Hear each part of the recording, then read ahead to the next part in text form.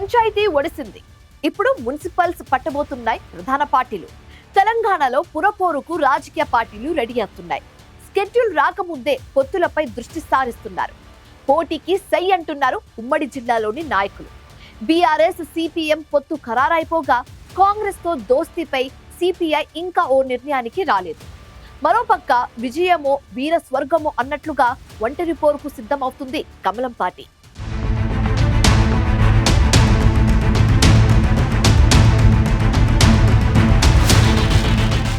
ఉమ్మడి ఖమ్మం జిల్లాలో సీట్ల సర్దుబాటులో పడ్డాయి ప్రధాన పార్టీలు. గ్రామ పంచాయతీ ఎన్నికల్లో బీఆర్ఎస్ సిపిఎం మద్దతుదారులు కలిసి బరిలో దిగారు. మెజారిటీ మండలాల్లో చెప్పుకోదగిన స్థానాలొచ్చాయన్న అభిప్రాయం ఆ పార్టీ నేతల్లో వ్యక్తమవుతోంది. మున్సిపల్ ఎన్నికల్లోనూ కలిసి వెళితే విజయం తమదే అన్న భావనతో పొత్తు పెట్టుకున్నాయి బీఆర్ఎస్ సిపిఎం.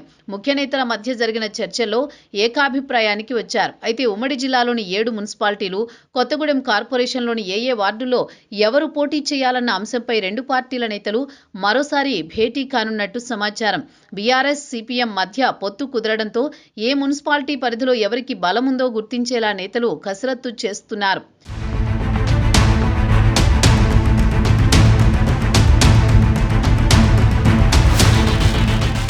మధిర, వైరా, ఏదులాపురం, అశ్వరావుపేట మున్సిపాలిటీలతో పాటు కొత్తగూడెం కార్పొరేషన్ పరిధిలో ఎక్కువ వార్డులు, డివిజన్లలో పోటీ చేయాలన్న ఆలోచనలో సిపిఎం ఉందంటున్నారు. మిగతా మున్సిపాలిటీల్లో కూడా పోటీకి సై అంటూనే బలమున్న చోట ఎక్కువ వార్డుల్లో పోటీ చేసి విజయం సాధిస్తే పార్టీ మరింత బలోపేతమవుతుందని సిపిఎం నేతలు భావిస్తున్నారు. సిపిఎంతో పొత్తు కుదరడంతో మెజారిటీ వార్డుల్లో బరిలోకి దిగి మున్సిపాలిటీలను కైవసం చేసుకోవాలనే వ్యూహంతో ఉంది బీఆర్ఎస్ నాయకత్వం. గత మున్సిపల్ ఎన్నికల్లో ఎక్కడ నెగ్గాం, ఎక్కడ తగ్గాం అన్న లెక్కలపై స్థానిక నేతలతో బీఆర్ఎస్ ముఖ్య నేతలు ఇప్పటికే చర్చించారు.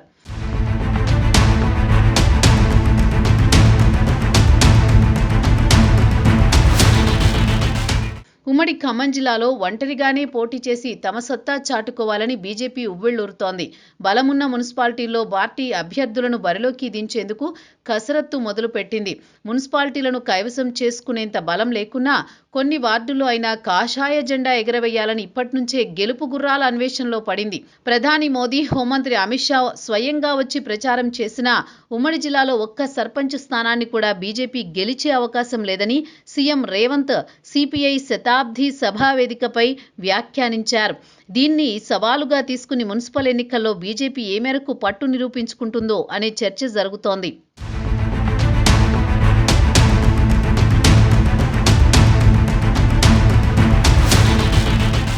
పంచాయతీ ఎన్నికల్లో ఉమ్మడి జిల్లాలో కాంగ్రెస్, సిపిఐ ఎడమొహం పెడమొహంగానే ఉన్నాయి. దీంతో ఆయా పార్టీల మద్దతుదారులు ఎవరికి వారుగా పోటీ చేశారు. కొన్ని చోట్ల మాత్రం స్థానిక నాయకత్వం అంగీకారంతో ఓ అవగాహనకొచ్చి కలిసి పోటీ చేశారు. అయినా ఉమ్మడి జిల్లాలో మెజారిటీ పంచాయతీలను కాంగ్రెస్ కైవసం చేసుకుంది. ఆ తర్వాత బీఆర్ఎస్, సిపిఎం, సిపిఐ వరుసగా 2, 3, 4 స్థానాల్లో నిలిచాయి. పంచాయతీ ఫలితాలను బేరీజు వేసుకుంటున్న సిపిఐ ఈసారి కాంగ్రెస్తో పార్టీతో పొత్తుకు సిద్ధపడుతుందా అనే చర్చ మొదలైంది. సిపిఐ శతవసంత సభలో ముఖ్యమంత్రి రేవంత్ పాల్గొని ఆ పార్టీ పోరాటాలను ప్రశంసించారు. కాంగ్రెస్, సిపిఐ మున్సిపల్ ఎన్నికల్లో కలిసి వెళతాయనే సంకేతాన్ని ఈ సభతో రెండు పార్టీల నేతలు ఇచ్చారనే చర్చ జరుగుతోంది. 3-4 రోజుల్లో పొత్తుపై సిపిఐ స్పష్టత ఇచ్చే అవకాశం ఉందంటున్నారు. ఉమ్మడి జిల్లాలో పొత్తు కుదిరితేనే రాష్ట్ర వ్యాప్తంగా రెండు పార్టీలు కలిసి పోటీ చేస్తాయనే అభిప్రాయంతో ఉన్నారు.